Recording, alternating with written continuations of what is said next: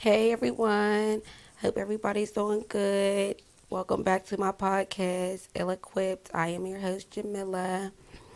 I just want to thank all of my new followers. And if you've been with me from the start 2020, thank you so much.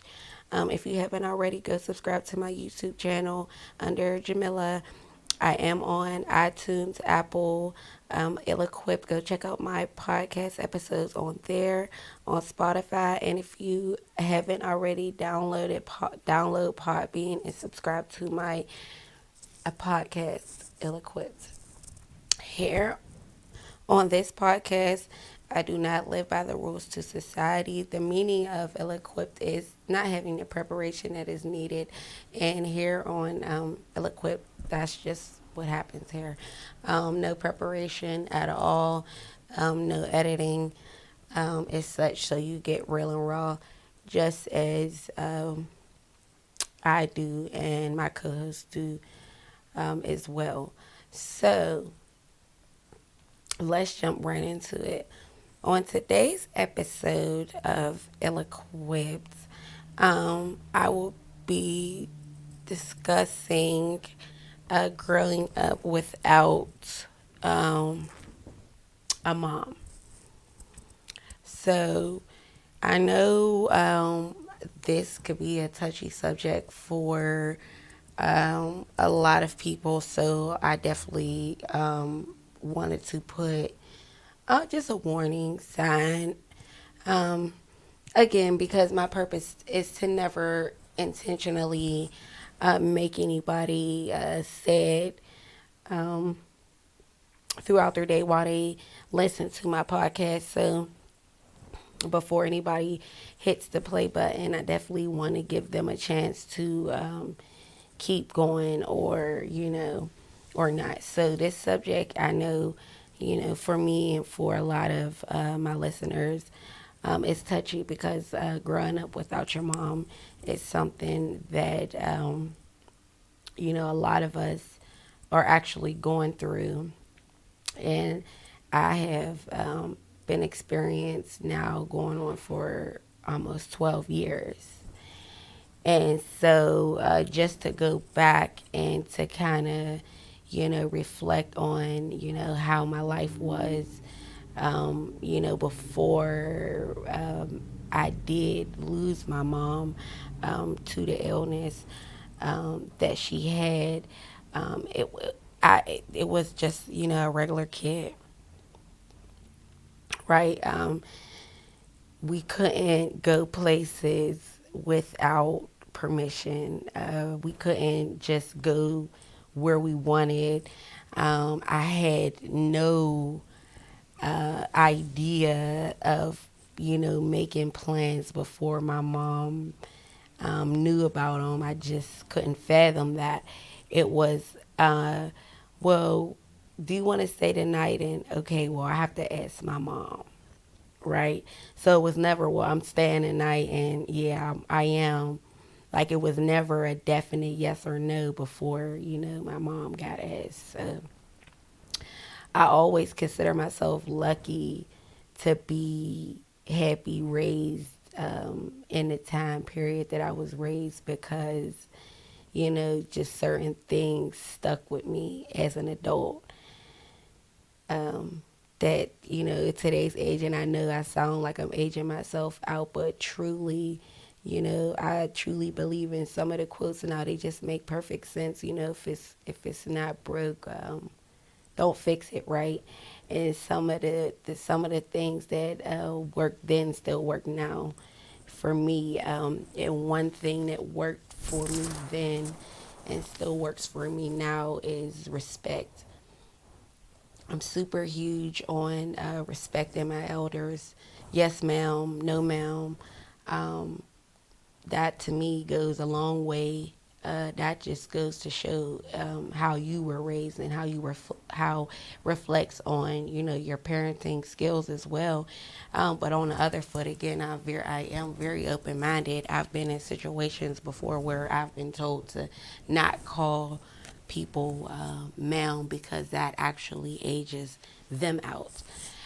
So that's more on a personal individual situational experience, but it has happened to me on multiple occasions. So I can't say that I have not experienced that side where somebody might put up an argument and say, well, some people don't want to be called ma'am and sir, and I totally would be able to hear them out and see their perspective as well, because again, like I said, never be so closed-minded that you can't see the other person's perspective, even if it's not what you that's not your perspective. You can even agree. It doesn't always necessarily have to be even to an agree and to disagree, excuse me, and agree. It could be I agree, it's just not my perspective. That's just your perspective. Just because you agree doesn't mean your perspective is going to change in that person's either. So to see it that way, but that works for me. That always worked for me. Respect was huge. We grew up on respect, and I'm saying we because I do have an elder, a sibling, and we were raised to stick together. We were raised to share, to not tease, to love one another. And again, these are all the things that stuck with me as I started to age out. And I became a person who now had to go out in the world. And would I be prepared? I would say yes. She prepared us in a way that, I probably just at that time didn't understand why. Because I remember a time where I was actually able to earn my own garments. And boy, was I over the moon, just pouring the water and plugging the iron and putting up the ironing board, and I don't even see, and that's the funny part in today's, even in today's households, I rarely see an ironing board, like an iron, yeah, but like people are like, they're like ironing on their computers and like ironing on the TV and like, like ironing on the table, so it's like there's nothing conventional about, today's society, but no, seriously, I was able to earn my own undergarments, and so that for me was huge. And then she allowed us to cook. Oh my gosh, I was like ecstatic. And for some reason some memories just stick with you while others eventually dissipate. I was able to remember when we made this sweet and sour chicken, shrimp, excuse me. If you're looking for perfect, keep listening. There it is, shrimp. And I was just so happy that we were able to make that for our mom. Now I don't remember how it tasted. That's the only thing, which is funny. But I do just remember being able to be self-sufficient, and being able to make little things and move around. It made us feel like, okay, now we're getting a little bit older. But I didn't know what all that was for, and I talked about purpose in my last few episodes, and how it's important to know your purpose. And I don't even know if my mom knew her purpose when she was doing that, but it left us in a way where we were able to be okay when we were able, excuse me, to take care of ourselves in a way. But to say that it was easy, gosh, I mean, and I said in my last episode, when life gives us lemons, I mean, I'm sarcastic, but come on. Like, and for me, I would struggle with the day to day, right? Like, it's one thing now, like I'm aging and I'm almost approaching 30. Go look, check it out, episode, whatever. I didn't say that, but I'm approaching 30. And it would be the day to day, like, how am I living without my mom? And like, I remember, like, this one time, like, I didn't move out of my bed. I was like a caterpillar, like when you try to pick a caterpillar up, like that, like imagine that, but that's me, like for 2 days. And all I kept saying was, how am I here without my mom? How? Like, I mean, I know we're supposed to bury our parents, but like, I'm still a kid. Like, I don't, like, I, these, these people don't, you, like, the love, like, how am I supposed to, like, make it without you? And, what hit me is that, I was, right? Um, I was. Like, it would be day to day. It would be a constant. And it would almost be like, I don't know if I could make it. So I realized that I didn't pose a question, and I think it wasn't meant. I think it's meant for me to say what I'm going to say and then after, but I didn't pose a question to my listeners. But every day, every day, I'm like, how am I making it, right? And then one day, I was like, I have to make it. She wouldn't want it any other way. Like, the tears, like, from me breaking down, because it went from me, like, almost every day, just a river, to like, okay, now I'm a lake, now I'm a pond, like now, I'm like dried up, I'm the Sahara, that, like, and I couldn't cry anymore.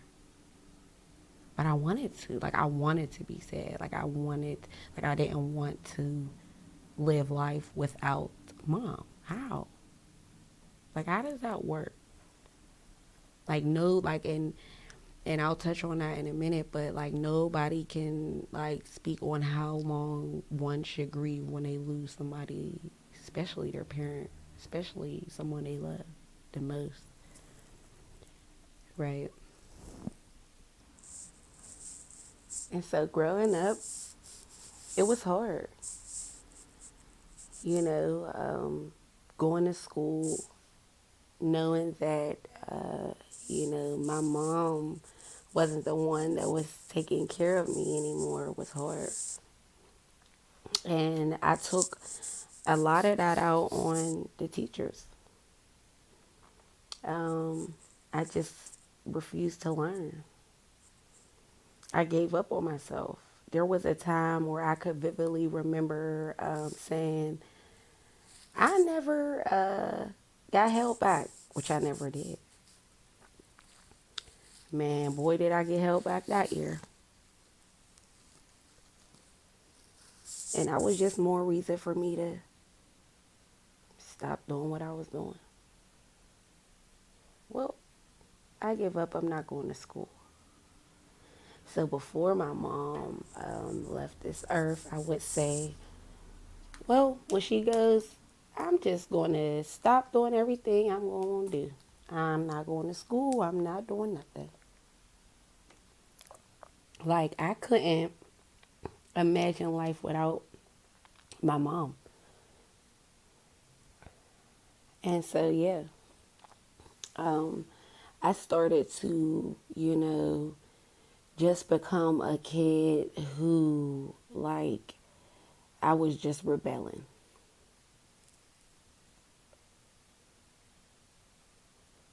I rebelled and I just gave up. And I said, you know what? I can't do anymore. Like, the one person that believed in me, never got to see me graduate high school. And so there was a turning point in my life where I had to decide, is this what she would want? And like I said, I knew she would want me to do better, but it wasn't easy. And so when I see somebody lose their mom now, it's hard for me to say anything because I know how hard and how long it still is for me to grieve the loss of my mother. Like, I could never tell somebody like it would be okay. Like, I remember people would like say that in my inbox, like, it's gonna be okay, we're gonna be here for you, and like half the people left me. And like like everybody that said that they was going to be there in some way or shape or form kind of fell off. And that's how it happens. And you're still picking up the pieces. You're still grieving. And so it's hard for me now to kind of really have the words, and unless I'm face to face with that person, to reach out via any type of social media is very ignorant of me. And I say ignorant, unknowing, because I don't know their pain. I don't know the circumstances of their pain. Like, I was surrounded by a village of people, but I also had people reaching out to me via social media. But I am blessed to say I had a village of actual people around me, not just on social media. So I was able, to feel that love when I did lose the best part of me. And so, like I said, what I do is all for my mom. In reality, so much of what I do was for my mom then.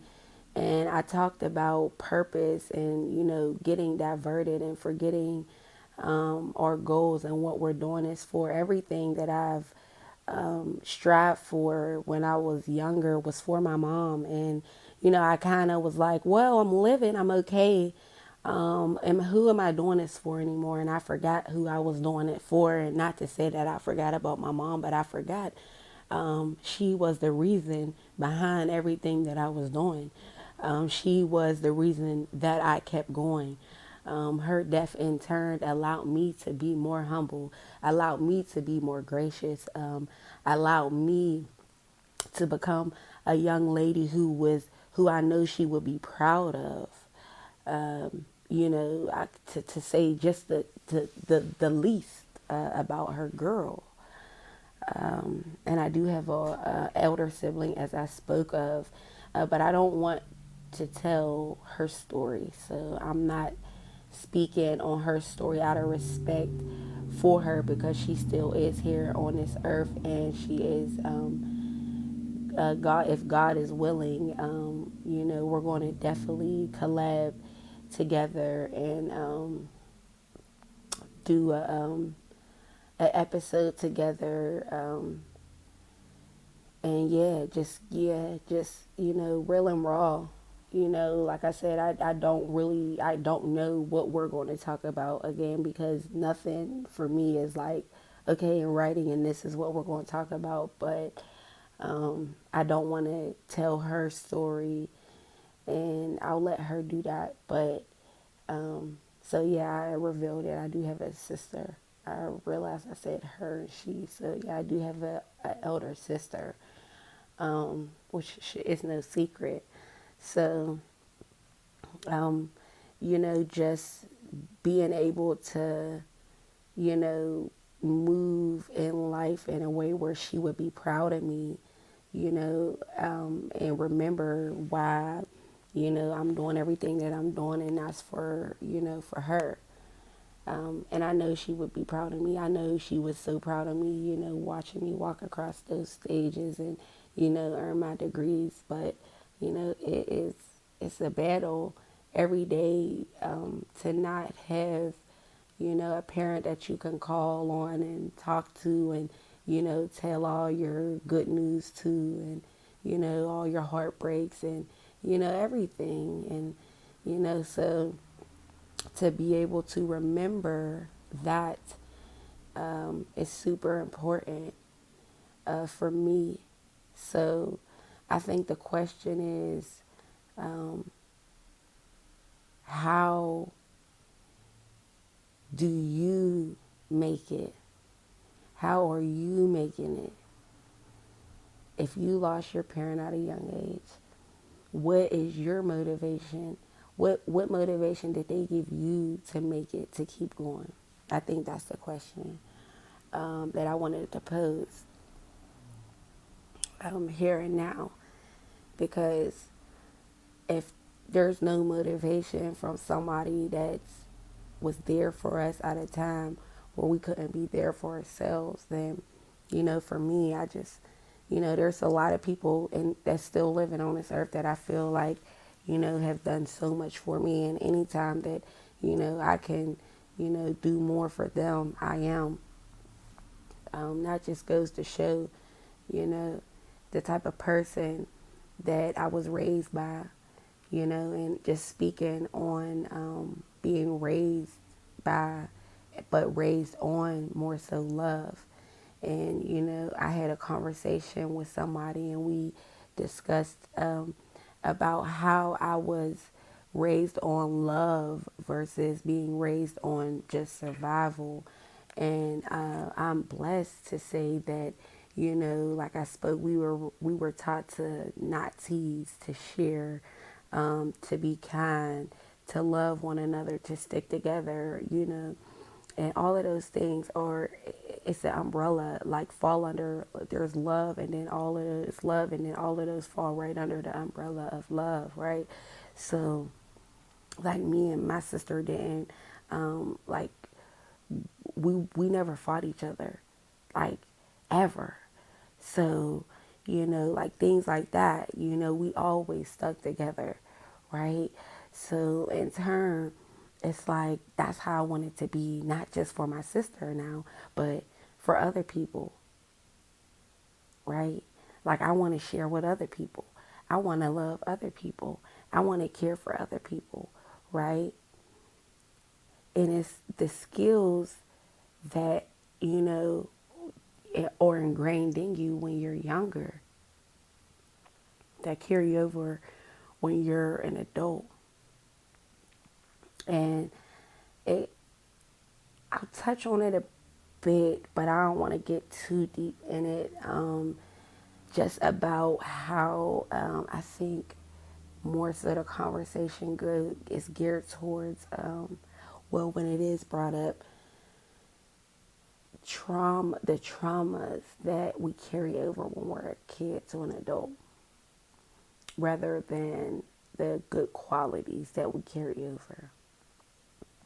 And I think that is important to focus on, is the good qualities that we do have as an adults, that were instilled in us as kids, right? So, being raised without my mom is still one of the hardest things that I've ever had to endure in life.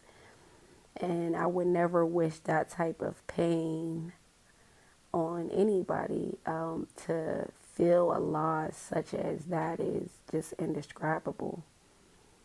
And if you've gone through it, I truly, truly, I feel you,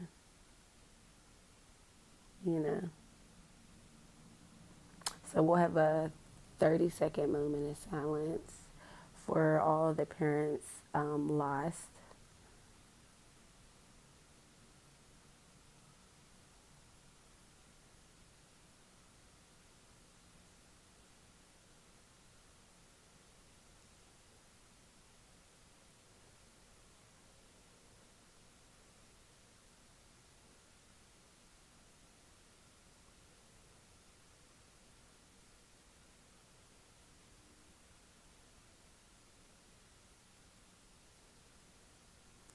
Just know you can make it, you know.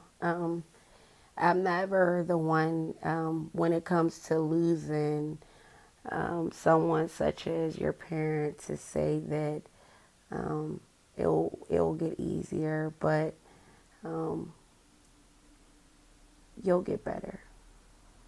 Grieving is a part of the healing process, and that's something that we'll do for the rest of our lives. So you can grieve as long as you want. Don't let anybody tell you that you cannot grieve. Grieving just looks a little bit different than it did when you were, if in my case, younger than I am now. Um, my grieving just looked totally different. Um, when I was younger, I wasn't able to process my emotions and my thoughts. How I am now, I wasn't able to understand them in a way now, then. And if anybody says that when you're that young, that you should be able to, close your ears. I'm not gonna call them the L word, but close your ears, because it's not easy when you're a teenager and you have to process death and life and living still, and for what, So grieve as long as you must, um, and definitely get you somebody to talk to, and come to terms with your feelings, and and how it's impacted your life, and do everything good in their name. Like, don't burn down the world because you lost somebody, and that's the total. I did. That's what I didn't do. I didn't want to burn down the world. Like everything I said I was going to do, I did the total opposite.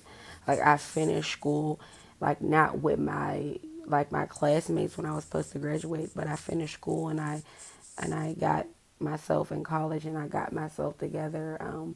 But it took time. It took time, and it takes time. But take your time. Get yourself together, right? Talk to somebody. Grieve that person, but do everything good in the name of that person, right? Don't forsake that person's name. Spread love in that person's name, because that's where, the true proud,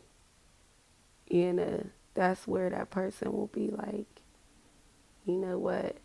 Like, you could be proud of yourself. And I'm talking to you.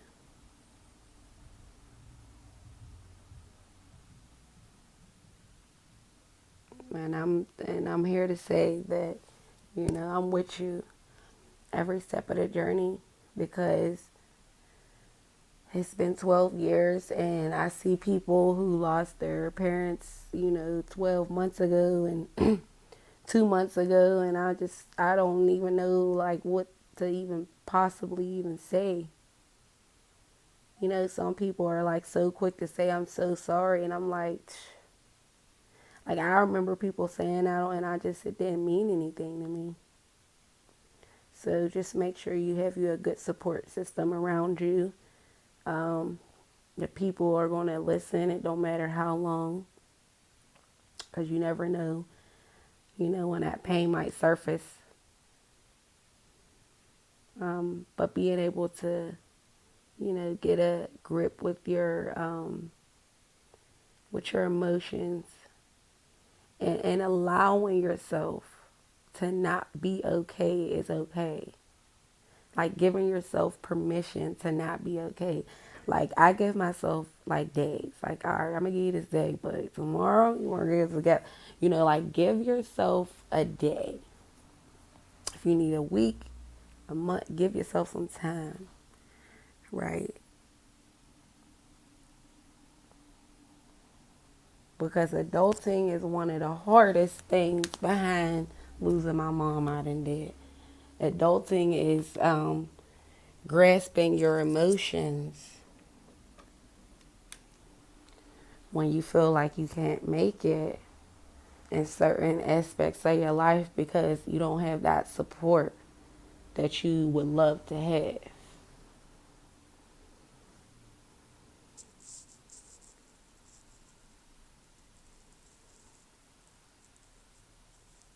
My biggest fear was that, you know, when I did, before I graduated, you know, she wouldn't be here. And, you know, one of my fears came true. And I think, you know, for me, it was hard to kind of like, I had so many regrets, just, you know, so many regrets. So, you know, don't be hard on yourself.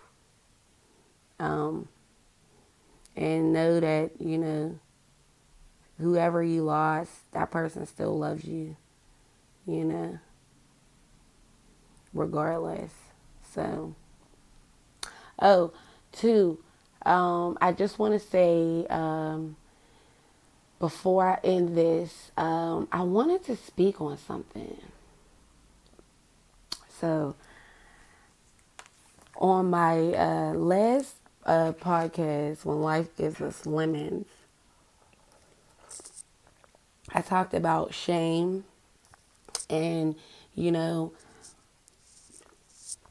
the fear of putting yourself out there. And I also touched a little bit about like becoming distracted. But I spoke more about distracted on my episode Adrift. Go check it out. I'm not telling you what to do, but you know, I'm not whatever. But no, I wanted to talk about something. So I had like this overwhelming like feeling of like, okay, what is it that I need to like? I wanted to like write down all my like my biggest regrets, and so like I wrote them all. I wrote them all down. Took a piece of paper, took a lighter, and I walked to a park, and I twisted it up, and I burned them. And I couldn't walk away until I seen like the whole paper burn. But like when I got done, like, cause I told myself I was like, I'm gonna burn this, and this is gonna be it. But when I got done, I felt heavier. I was like, whoa, whoa, whoa, whoa, whoa. I know y'all probably thought I was like, hold up. I was supposed to feel better. Who came up with that? I need to talk to them. I need to tell them something. Because who told me to think about all my regrets, write them down, and burn them like they wasn't just like they was just going to dissipate out my head like with the paper.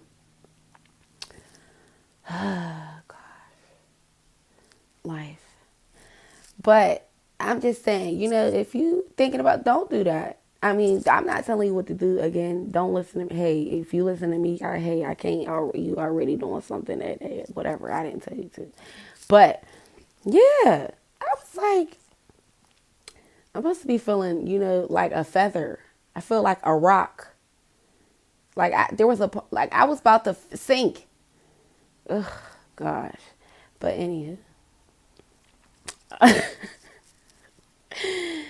gonna get it together one of these days. Ugh, I am. I am. One day at a time, though. Y'all stick with me. Like I say on all my podcasts, I'm not gonna stop saying it. So if it's annoying you, too bad. Love you more.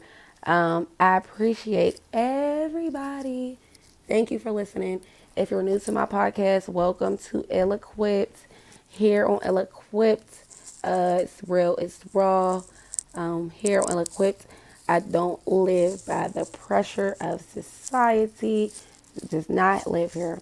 The meaning of ill-equipped, not having the experience or preparation that is needed. And this podcast will feature a host of people who don't have it all together. If you're looking for perfect, just keep listening. So I just want to thank each and every one of my subscribers, each and every one of my listeners. And if you haven't go subscribe to my YouTube channel, Jamila, to check out more episodes of Ill Equipped. If you haven't downloaded Apple iTunes, go download it. Check out my podcast episodes, Ill Equipped, on there. I'm on Spotify, and of course, I am on Podbean. My podcast is Ill Equipped. Super, super dope stuff. Um, so yeah, on my last podcast, I know I always like end like with something so grand and like, bam, that's it. But I feel like that's just my thank you. Like I said, you cannot be appreciative too early. There's no such thing. So like some people save it to the end and then they just go. I'm like thanking y'all I'm still here, so y'all be appreciative. But no, I'm kidding. Um, on my last podcast, when life gives us lemons, I talked about having a co-host and going live, live, live. Yes, yes. And I want to go live soon. And my co-host, I'm trying to figure out because I just was like, I want to have a co-host and I don't want to know the person, and I just left it there. So I kind of wanted to touch base with that. I want to have a co-host that I don't know. Prefer, pref, prefer, preferably. I can't talk right now. Y'all gonna get that. Preferably. I want to have a co-host that I don't know, preferably. But if I don't, that's fine too, because it will still work out. I just don't want the I just don't want the topic to be chosen. Like, and so I'm trying to figure out how I'm gonna do that. And most likely it's probably going to be mid conversation. It's probably just going to have to happen like that, because I'm thinking if I just, like if I already, give them the stage and say, well, hey, I want to host you on my podcast. But then again, that may still work. You see, I'm thinking with y'all. Because if I'm just talking to somebody and I'm like, hey, you want to do a podcast episode? Like, that's what I did with my family, and like they know me, so they're like with it. But like somebody else might be like, girl. But then again, they might be with it. So I have to be open-minded to that. But also, if I do, just happen to be in conversation with somebody or meet somebody, I could ask them like, hey, would you want to be a part of my podcast? And then from there, we could just, jump into, in a conversation and, host like that. So that's two ways it could work, with the co-host and with the person that I don't know. Because I'm just trying to think, like, how the heck is that going to work? And then live. So I keep live, like going live is on my mind right now. It's been on my mind. I know on my last podcast, again, Life is Lemons, go check it out, not telling you what to do. I said I wanted to go live, but I wanted to give y'all quality, right? And so what I meant when I said quality is that not literally saying, well, if you can't see me, I mean, what's the point of going live? So if it's gritty, if it's grainy, if it's real, if it's raw, it's a difference. I don't care necessarily about what I look like. So quality wise like that, but I care about what you all are seeing versus what I'm seeing. If that makes sense. Because I got to look at me every night. But anyway, so I wanted to definitely touch on those two things. Yeah, I think that was all I spoke about ending was just going live and give y'all quality stuff, and then going live with a co-host that I don't know. So we're gonna figure all that out. And yeah, please don't unfollow me. Preferably, I knew how to say it. I just whatever in my mind. Sometimes it's like whatever on my mind right now, y'all. I'm not gonna lie, and then I'm gonna end it. Black eyed peas. Like I have a taste for black eyed peas. Like I could taste them, like with some hot sauce, and like, oh my gosh, I need to get some smoked turkey tail, and some greens and fried chicken. Sounds so good. Anyway, can't forget the macaroni. Anyway, thank you all for sticking with me on this evening's episode of Ill Equipped. I'm your host, Jamila. And yeah, I hope you all can come back for my next episode. Everyone have a good day or night. Bye.